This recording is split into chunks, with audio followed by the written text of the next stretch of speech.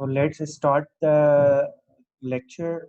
We were discussing about PKI certification, PKI and certification authorities like public key infrastructure and how the public keys are sent by different certification authorities. So we were discussing different models for that. For example, we discussed in the previous class about the architecture of the public key infrastructure, that what is the public key infrastructure. If there's a the key that is a that there's a private key and public key for encryption and decryption. If we use a private key for encryption, we can use the public key for decryption, or we can use a public key for encryption, then we can use a private key for decryption. So in this way, we need to send the public key to other user. So how we can send the key to other user? There could be different ways. We can directly send the key to other user through the network, for example, or for example, we can use some trusted organization to send the certificate or to send the key to other user. So the advantage of using the certification authority or trusted authority to send the certificate to other users is that the in this way there would be less chance for an intruder to send the key on behalf of the other user, so that he can encrypt the data with that key, and other user can decrypt with the key that he has. So in this way, we can reduce the chance of the intruder to get the key, and so that we can encrypt the key with that. So we are discussing different models for that, that how the key is distributed to other user. For example, the key can be sent it to other user. For example, here in this figure is it tells that how the user A sends the key to the user B. So this is the example that is given here, that how the key is sent. Like for example, there's a user A and user B, it sends a key to the user B, so it signs that key, signs the certificate with that key. So once that certificate is signed, so it is sent it to other user, for example. So whenever he sends the data to other user and sends the certificate to other user, so that he will be verified that is he's a legitimate user. So in this way, we have different models. Like here, there's another model where user A sends a key to the user B, and the user B sends a key to the user C, for example. So in this way, we can send the key, send the certificate. Like this model is called a certificate chain model, where user A is sending the key to the user B, and then user B is sending the certificate to the user C. So, what is the advantage of using the certificates? As we have discussed that it's in order to verify that the data is coming from legitimate user, or the data is coming from the user, or legitimate user, or actual user. So that so that's why we are using the certificates, because it contains the key to sign it. So once the data is sent it by the user, it needs to send the certificate to other user to verify itself. So that's why we are using the certificates to verify the particular user. So in this way, we have different components of public key infrastructure. Like for example, we have the certificates are send it to other users to verify the particular user, and different the keys are distributed to other user, and certification authorities are used to send the certificate to other user. If any of the certificate is times runs out or expires, it could be revoked or reissued to other user. So in this way, we have different types of models which are used to send the different certificates to other users.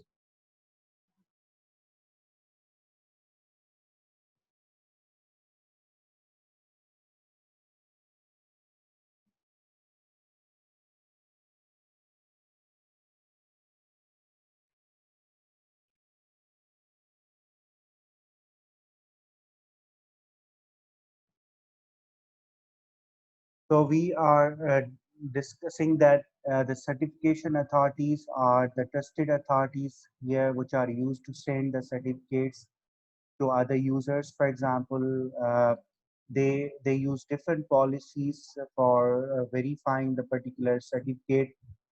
So they are used to verify a particular user that the user which is sending the data is the legitimate user, and they also define different issuing policies that, for example, if any of the certificate is defined with the time, if it expires, then it will be reissued, or for example, renewed, or after some time it would be renewed, so that an intruder, if he has got previous certificate to verify himself to the user, so he cannot use that certificate to verify or to send the data to the user. So he cannot. So these are the different policies which are defined whenever we define a particular user. So they are called as authentication policies. Either we want to authenticate a user with a private key, or we want to authenticate a user with a public key. So they are called as authentication policies. And then we have different levels of authentication, like we can use email addresses, we can use address, and we can also use some background of particular user. That, for example, if it is some background, so it can be allowed to access the system. If so that depends on, for example, if a user is having particular privileges, for example, so he can be allowed to give an access to the system. So they are the different levels of authentication, so we can use this whenever we do the authentication to the user. And then we discuss about different uh, naming rules, roles. For example, they are the different users, different different users are used, having different privileges, having different roles, or different permissions to access the system. So each user has its own permission or its own level of access, that which data or which resource he can access to the system. So that is defined in this mechanism. When there's a and then we define different certificates or use different certificates. The example of here is X.509. We use this X.509 certificates to send the certificates to other users. And then we discuss that what does mean by identity. Means identity means verification or identity of particular user, that uh, how the user is identified, how the user is verified. For example, with some license, like driver license, with the fingerprints or some other thing. So how he is going to be verified. So that is called the identity of the particular user. So we can also use this in order to verify that particular user is the authenticated user. Then we discuss about the different trust models which are used to verify a particular certificate. So we can also use this as we are using some trusted authorities like certification authorities, which are sending the certificates to other user, and they are also defining some policies for that. So when they define particular policies for that, they can also send the certificate to other users according to these policies. So they define different policies for authentication, and they also define different policies for issuing of the certificate to other users. And then we discuss about different models for certification authority, like they are called trust models. We have a monopoly model. uh, it's like there's a single model is used, single certification authority is used. It is going to send the different certificates to other users, for example. So if he is going to send certificates to other users, then there's a chance, for example, if some way that certification authority is not working or cannot send the certificate to other user, so then we cannot send the certificate by other means. So this is actually that's why we need to have some model like that, is that could be a hierarchy model. Like in that way, we have multiple trusted models or certification authorities. They are connected with each other, and then if any of the certification authority or any of the system is not working, for example, another system can send the data to our certificate to to the users. So in this way, we can have other type of models as we discussed. Like there's a monopoly. If we add some registration authorities with that model, then these registration authorities, they register different users, and then we send the particular keys to those users. So in this way, we can have something like that. We are using a distributed type of model, where, for example, if any of the you can say part of the model is not working, then other part can send also data or certificates to other users. So in this way, we can have different uh, models which can be used for that situation. And then we are using some models like, for example, which are using um, uh, certification authority that is connected to with the other certification authority, and they are forming a hierarchy. So when any of or they are forming a certification chain, for example, if any of the certificate is sent it, so it is sent it through different certification authorities. So when they are sending the certificate to different certification authorities, that means whenever any of the certification authority is not working, for example, other certification authority can send the certificate to the user. So in this way, we can design such model, or we can also design a model where we can use some registration authorities which can register different users.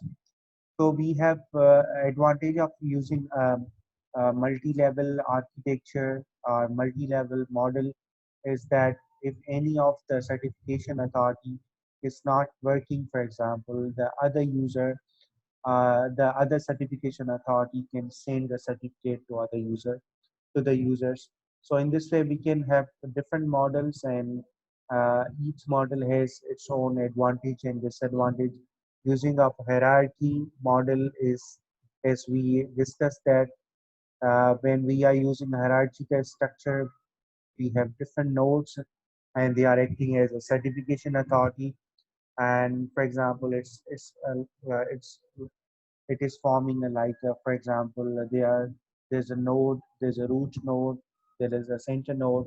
They are connecting to other nodes, and they are forming different other nodes, they like the uh, children of these nodes.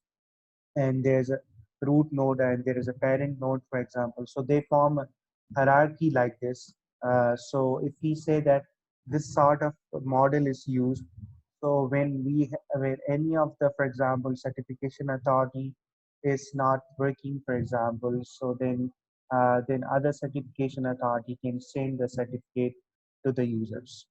So in this way, we have these models which are used to send the certificate to other users. And there is still, uh, uh, if we are discussing what are advantages and disadvantages, although this model has the advantage that it can, if any of the certification authority, maybe, for example, is not working, then other can send the certificate to the user. So still there is a possibility that, for example, at a time there are different certificates are issued by different certification authorities. So in this way, it makes a conflict. So that's why in order to fix that, we if any of the certificate is issued by a certification authority, then he has to inform to other certification authority that he has sent the certificate, so that he should not certificate same certificate again to other certification to the user.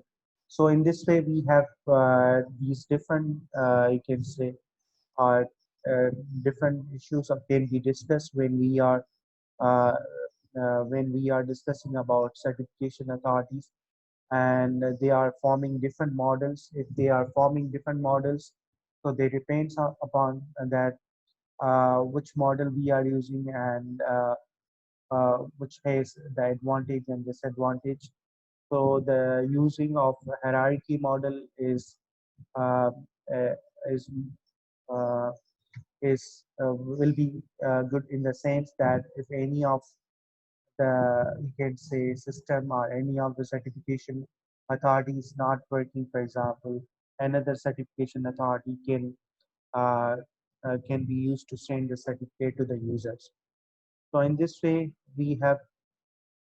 uh, we can say, um, as we are discussing, the multiple certification authorities are used to send the certificate to the users, for example, and uh, they are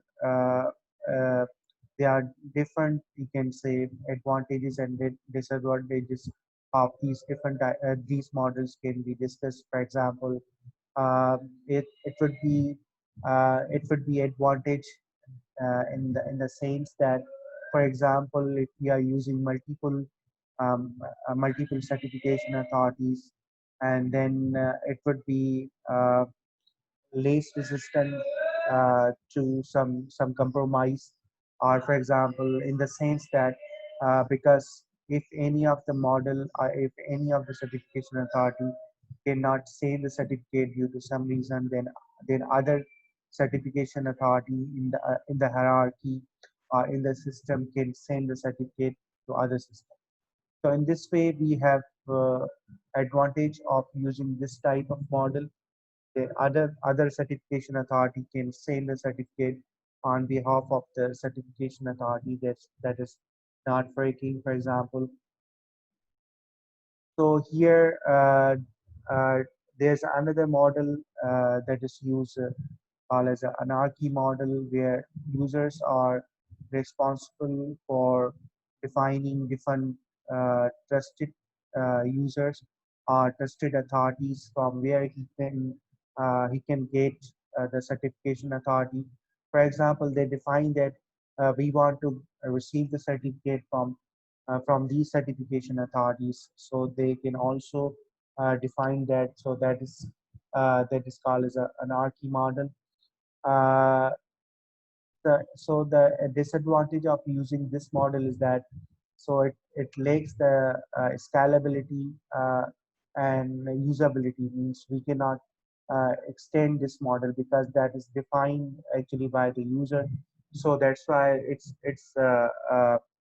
uh, so it depends on the user that which type of certification authority a user want to receive the certificate from. So that is why it depends on the user. So that's why it's said to be not scalable or not usable. So when we define a model, when a system define a model for sending the certificate or to other users, then it would be scalable and it can be extendable by the system, and he can extend that. He can so that he can send the certificate to the different users. And we can also in here how much user is actually uh, trusting to particular certification authority to send its certificate. So it's also a very important issue here whenever we are using the anarchy model. And then we have uh, some some practices are used when we are using public key infrastructure, where we are using different certificates to verify a particular user, and these different certificates can be sent it to other users. For example, uh, it's possible that it may not define particular certification authority, so it would be unknown certificate. For example, it may come from a certification authority that is not verified, for example, in the system. So that would be unknown certification authority. So in order to get the certificate, so it's very important that the certification authority will also be verified, and the certificate should come from a legitimate certification authority to the system or to the user, for example. So uh, uh, these are the some we can say um, some things we can or some issues can be discussed when we are using public key infrastructure, and when we are sending the certificates to other users. So when they send the certificate to other user, so it is also verify. It is also necessary that there should be coming from legitimate certification authority or verified certification authority, which is verified by the system or which is verified by the user or network, for example. So in this way, we have uh, different policies should be can be defined for the revocation of the particular certificate. For example, if any of the certificate is expired or times run out, then it would be reissued to the some user, for example.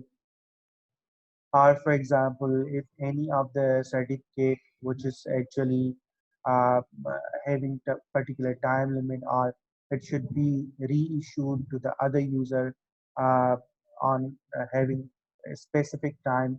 For example, after that time, after that, it should be reissued, so that advantage of using this policy is that if any intruder has received that certificate, clear certificate, he can send that data with that certificate, because a new certificate is being issued to the user, and with that certificate, he can send the data to other user.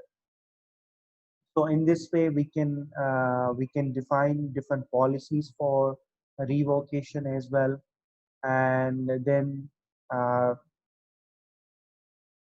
then we have a different list of the certificates. Like for example, when a particular certificate is issued, what is the validity of that certificate, and when it should be reissued. So that is actually that detail of the particular certificate is in the list, for example, and that list is called as a revocation list, and that may be used by the system or by the certification authority in order to know that when a particular certificate need to be reissued, when the particular certificate need to be updated or send it to the particular user. So that's why they define you can say a list for that. So when they define a list for that, so they also define that when a particular certificate it's need to be resend it to particular users according to that list, which is provided in the revocation list. And then we have uh, for example, we have we for example, we have some dedicated server for that, that is called a revocation server, for example. So that contains a list of the certificates when there's a what's the time limit for that, what's the validity of the particular certificate, and how and when the particular certificate is need to be reissued or resend it to particular user.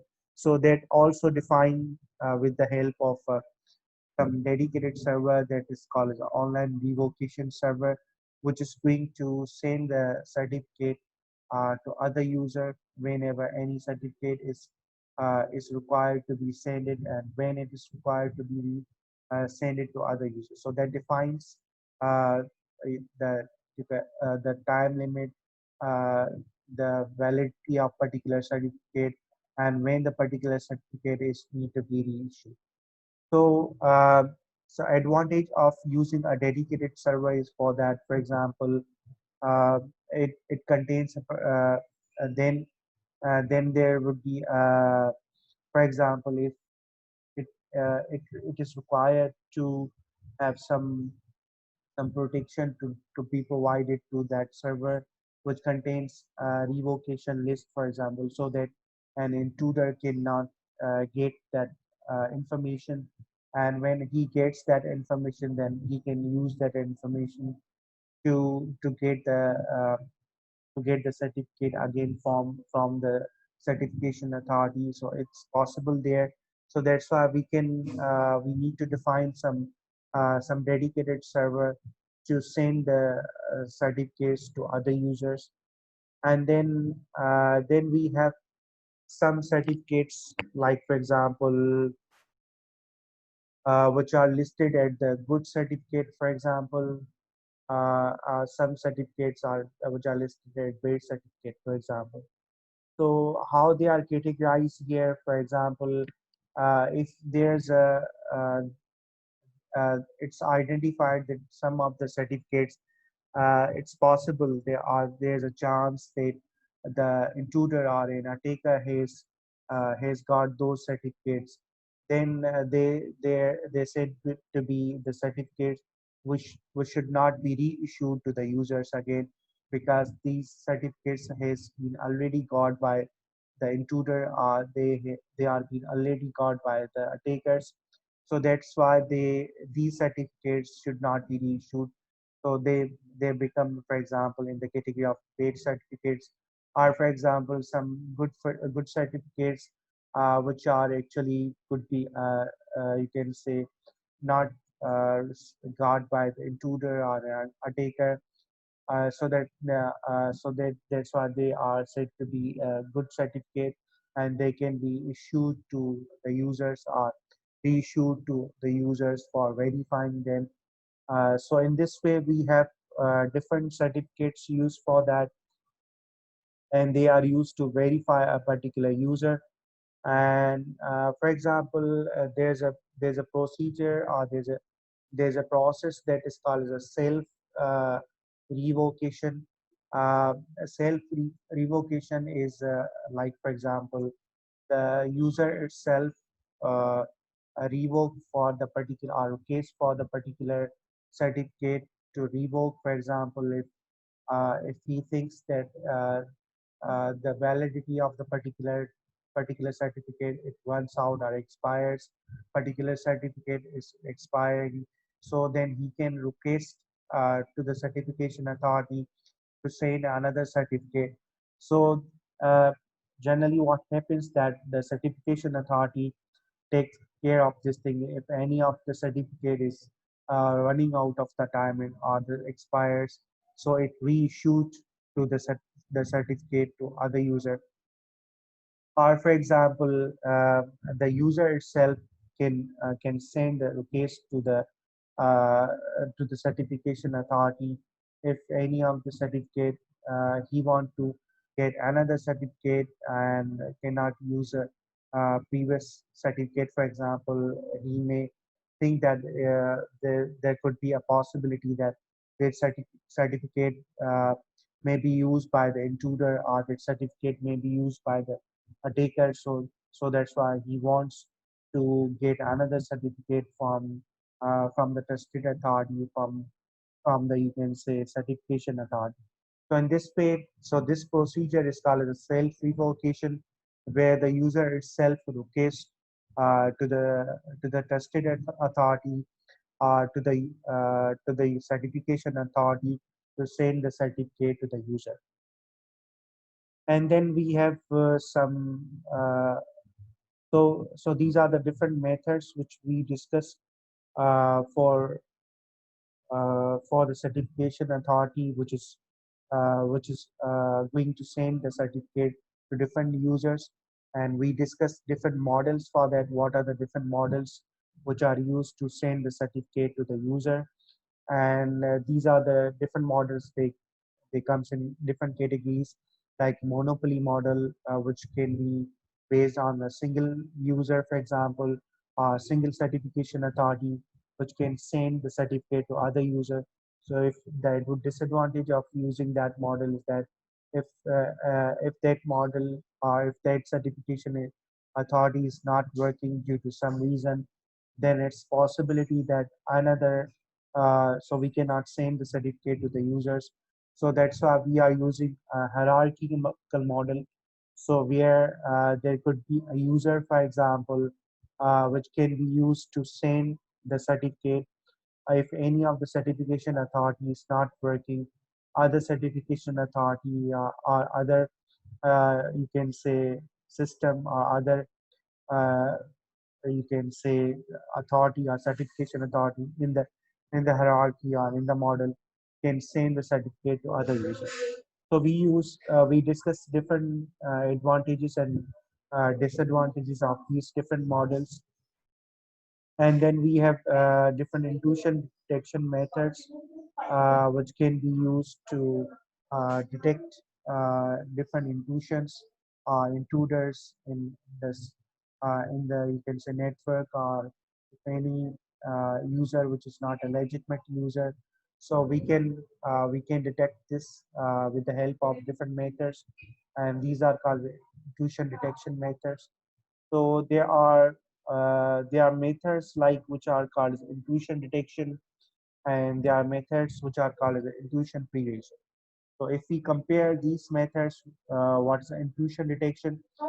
So and what is intrusion prevention? So intrusion detection is that if any intruder is actually has been identified that is going to take particular system, or again going to get some data from the system, for example. So if we have identified that when he is going to get the information or get the critical information from the system, then it is called the intrusion detection. So we have some other methods also. There are called intrusion prevention methods. Means we use some preventive measures so that if any intruder is it cannot access the system, or it cannot access the data. So we define particular methods for that, and we prevent the intruder or attacker to get the access to the data. So we apply prevention methods before the attacker can enter in, or before the attacker can get access the data, so that he cannot access the data. And we apply detection method. So it's possible that it could be an intruder has accessed some data, and we want to detect that who is the intruder and how he has accessed the data, and to which extent he has access the data. So these are the different methods of detecting the intrusion in the system. Like for example, we can define different rules for that. So these different rules are defined with the method, with the example, or with the system like the firewalls. We define different rules here, and then we can detect that if, for example, if particular user, uh, which is, for example, if we want to define that particular user cannot send an email, particular user cannot use that application, or cannot access their data, then we can define with the help of the firewalls, for example. So in this way, we have different intrusion detection systems, and the example of these intrusion detection systems can be, for example, some sort of the antiviruses or some other systems can be installed to detect the particular intruder, that either attacker, it's an attacker, or it's an intruder which is going to access the data, which is not given permission to that user, to that particular intruder. So in this way, we have different goals which are defined whenever we define the intrusion detection system. Like for example, we want to detect particular intruder. and after we have detected particular intruder, then we can also prevent systems so that that particular intruder or attacker cannot access the data again, for example. Then we define particular policies for that. Or for example, we can have a intrusion detection system as a deterrent, for example, so that an attacker, for example, if he try to access some data to the system, then we can protect the system from with the help of that intrusion detection system. Or for example, if any of the data has been accessed by an intruder, then how we can recover that so that we can protect the data from further damage using the intrusion detection system. So uh, different architectures can be defined. So these are like a defense to defend a particular system from damaging to from an attacker to enter or to access particular data that is actually critical data or that is actually legitimate data which is being used by the attacker or which is being used by an attacker to access to the system. So there are the different classes for that. For example, uh, there's there are the different users. Like for example, they could be inside the organization and they can act as an intruder or a taker to access some data. There could be an taker from outside. They can access the data into the system, or they can enter into the system or into the network and then can access the data. So in this way, there's a possibility that there could be an attacker inside the system or inside the organization. So we need to identify that, or there could be an attacker that is coming from outside. So then we should also has to need to identify that.